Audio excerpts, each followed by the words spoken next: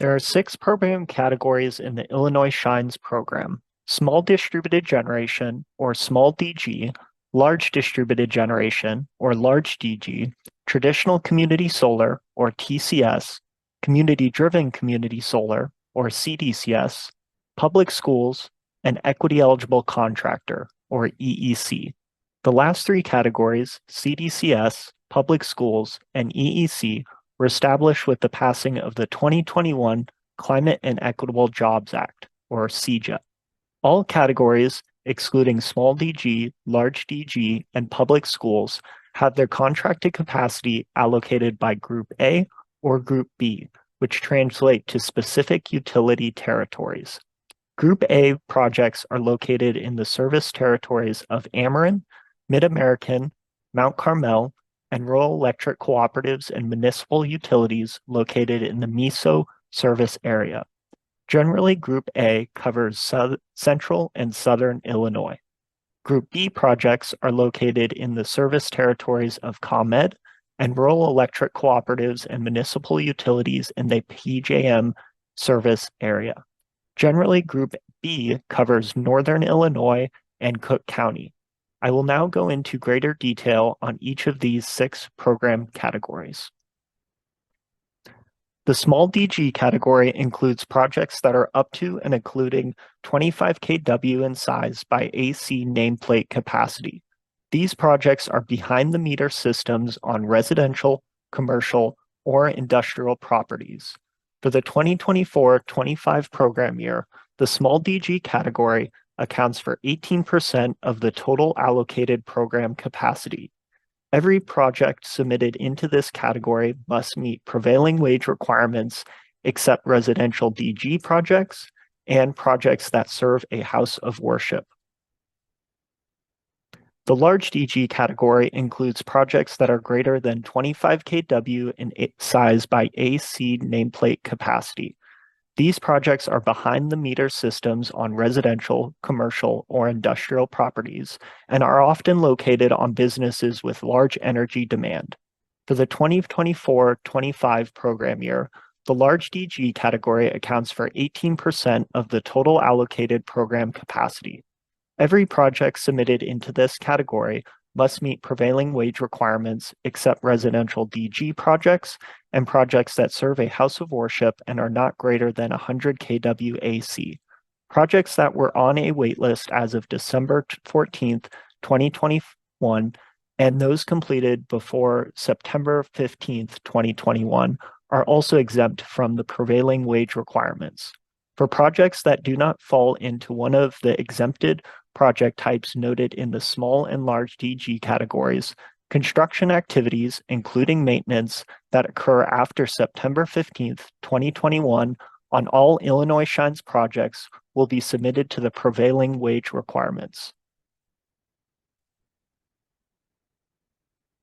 The TCS category includes community solar projects that are up to and including 5 megawatts in size by AC nameplate capacity. For the 2024-25 program year, the TCS category accounts for 27% of the total allocated program capacity. TCS projects are subject to a 20% developer cap in which an approved vendor and their affiliates may not submit more than 20% of the block capacity for a given program year by group. The TCS developer cap is determined separately between groups A and B. Any of AV with their affiliates which exceeds 20% of the awarded capacity in a given year's TCS category capacity will have any projects that cause them to exceed the 20% cap move to become the first projects on the wait list for the applicable group. Projects submitted into this TCS category are also subject to scoring criteria should the capacity submitted on the first day of the program year exceed the capacity of that given program year's category capacity. When TCS scoring occurs, Part 1 applications submitted on the first day will be ranked by score. Projects that score a minimum of 5 points will receive a spot on the waitlist. There are 4 scoring criteria categories. First is built environment, which includes points for being sited on a brownfield or contaminated lands as defined by the US EPA, utilizing agrivoltaics, or supporting on-site pollinator-friendly habitats. Second is siting, which includes siting the project in an equity investment eligible community, on land owned by a nonprofit or public facility, or in a county or township that does not currently have a community solar project that was approved by the Illinois Commerce Commission. Third is equity eligible contractors, which includes points for the projects that have EEC designees or an EEC AV perform project development work at different percentages of the total REC contract value. And fourth is interconnection status, which includes points for projects that have a signed and executed interconnection agreement with the interconnecting utility. Project applications may also be submitted into the CDCS category, which includes community solar projects that are up to and including 5 megawatts in size by AC nameplate capacity and meet the criteria to be classified as community-driven. For the 2024-25 program year, the CDCS category accounts for 4% of the total allocated program capacity. Project applications to the CDCS category are received within the first 90 days of the given program year. Unlike TCS, CDCS projects are automatically subject to scoring criteria. There are 2 scoring criteria categories. First are primary criteria, which includes points for projects that exhibit community ownership and wealth building by having a minimum 50% of the ownership of the project being held by community residents or nonprofit organizations which directly serve the community where the project is located, provide direct or indirect economic, environmental, or social benefits, involvement in project development by the local community, or engagement in project operations and management by a nonprofit organization or community stakeholders.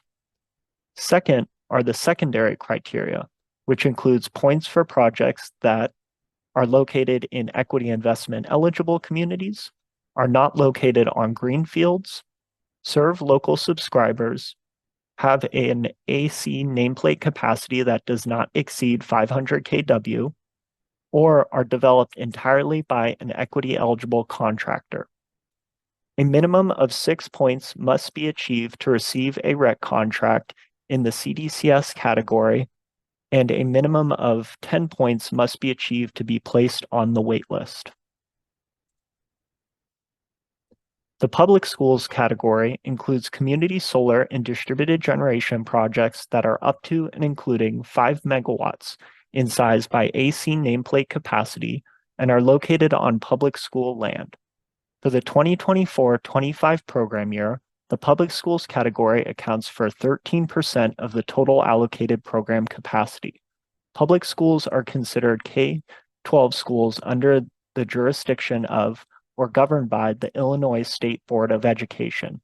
Community solar projects submitted into this category must have the school district in which the project is cited as the anchor tenant with a minimum of a 10% share of project's capacity without exceeding 40% of the project's capacity.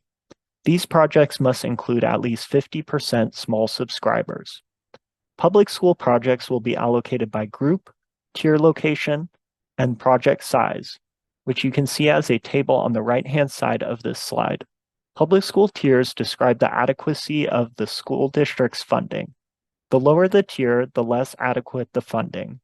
Tiers are determined using the prior year's results of the annual evidence-based funding distribution process conducted by the Illinois State Board of Education. The last program category in the Illinois Shines program is the EEC category, which includes community solar and distributed generation projects that are up to and including 5 megawatts in size by AC nameplate capacity and are submitted by an EEC approved vendor. Only EEC approved vendors can submit project applications to the EEC category. EEC designees and EEC subcontractors may not submit project applications into this category. For the 2024-25 program year, the EEC category accounts for 20% of the total allocated program capacity.